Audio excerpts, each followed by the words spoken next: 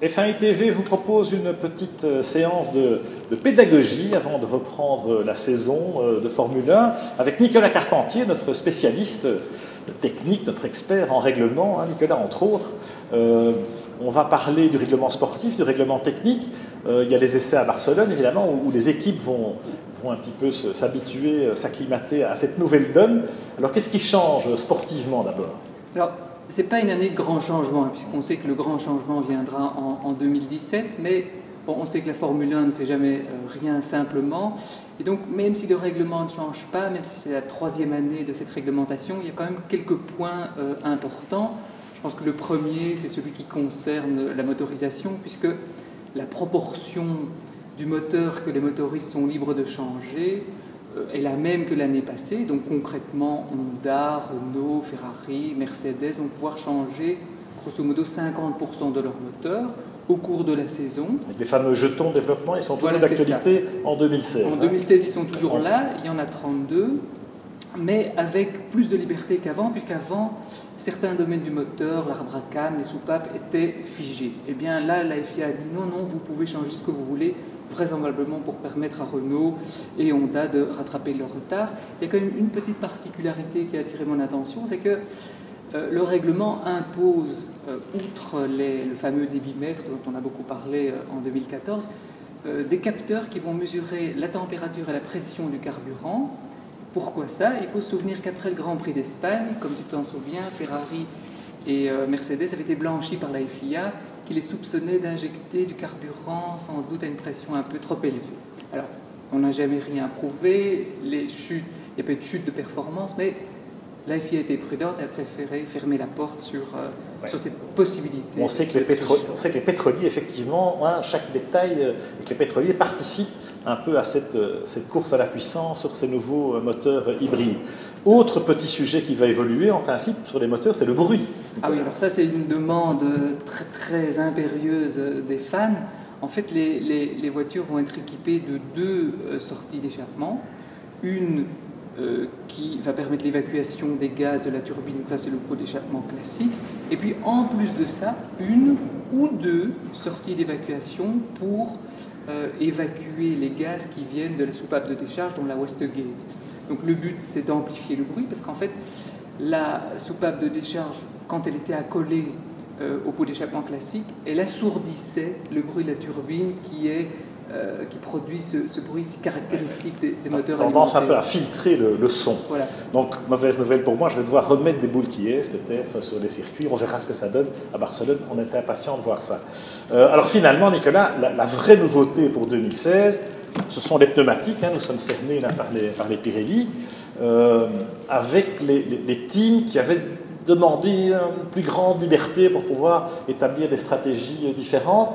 Est-ce que ça va se concrétiser ?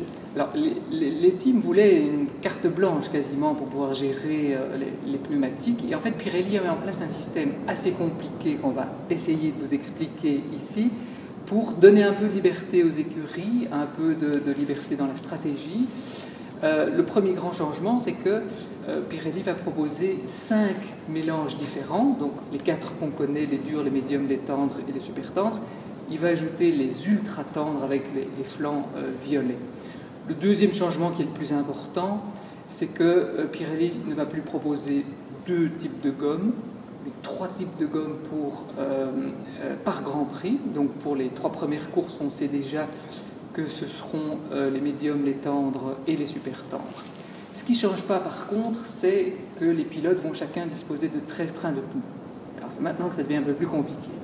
Sur ces 13 trains de pneus-là, il y a 2 trains de pneus qui sont mis de côté par Pirelli pour la course, qui peuvent être du même mélange ou qui peuvent être d'un mélange différent. Alors là, ça, c'est des équipes qui déterminent ce choix de gomme. C'est Pirelli impose ce choix-là, qui sera le même pour toutes les équipes. Alors on se dit, mais si Pirelli impose des pneus pour la course, il n'y aura plus de stratégie. Eh bien non, parce qu'il faut préciser que parmi ces 2 trains de pneus disponibles, il y a seulement un des 2 qui doit être passé effectivement en course, et en tenant compte du fait qu'il faut toujours continuer à passer 2 mélanges. Donc on a 2 trains mis de côté pour la course. Et puis on a un train qui est réservé pour la Q3, qui sera là le mélange le plus tendre. Le plus performant, sachant que ce sont les pneus de la Q2 que les 10 premiers sur la grille doivent utiliser pour la course, pour le départ. Tout à fait. Alors ça ne change pas. Le principe maintenant, c'est que les pilotes vont devoir restituer à Pirelli un certain nombre de trains de pneus au fur et à mesure que le week-end avance. Donc par exemple... notamment le vendredi, comme ça, voilà. On espère voir plus de voitures. Exactement. En piste le vendredi. Le but, c'est de vraiment encourager les pilotes à sortir. Donc, ils doivent restituer un train de pneus après 40 minutes en essai libre 1. Un nouveau train de pneus à la fin des libres 1. Ça veut dire qu'on ne peut pas rester dans le garage comme on le fait souvent pendant la première moitié de la séance. Ils vont devoir rendre 2 trains de pneus après les libres 2 et encore 2 trains de pneus après les libres 3. Ce qui fait que si on fait nos petits calculs, il reste pour la qualification de la course 4 trains de pneus, plus le train réservé pour la Q3 et un des 2 trains mis de côté par Pirelli.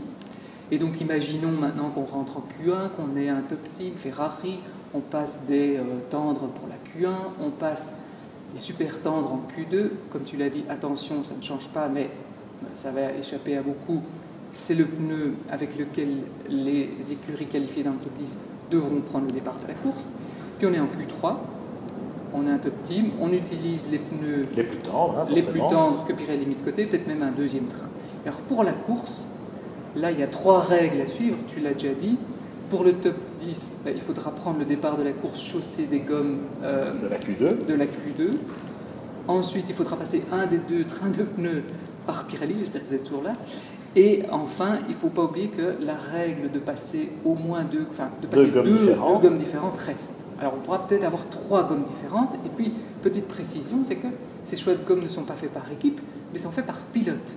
Donc on pourrait... Dans une même équipe, on peut avoir des gommes différentes. On peut imaginer que Raikkonen ait des gommes plus tendres que Vettel, que Perez ait des gommes plus tendres que Hülkenberg.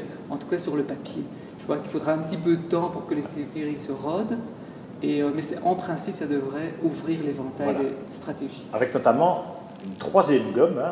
On n'a pas l'obligation de passer 3 gommes, mais on a accès à 3 gommes pendant le Grand Prix, ce qui peut en effet élargir le champ des stratégies possibles. Merci Nicolas pour cet éclairage. J'espère que vous avez été éblouis. Et puis on se retrouve bien sûr après les tests de Barcelone pour débriefer tout ça avant le grand début de la saison à Melbourne.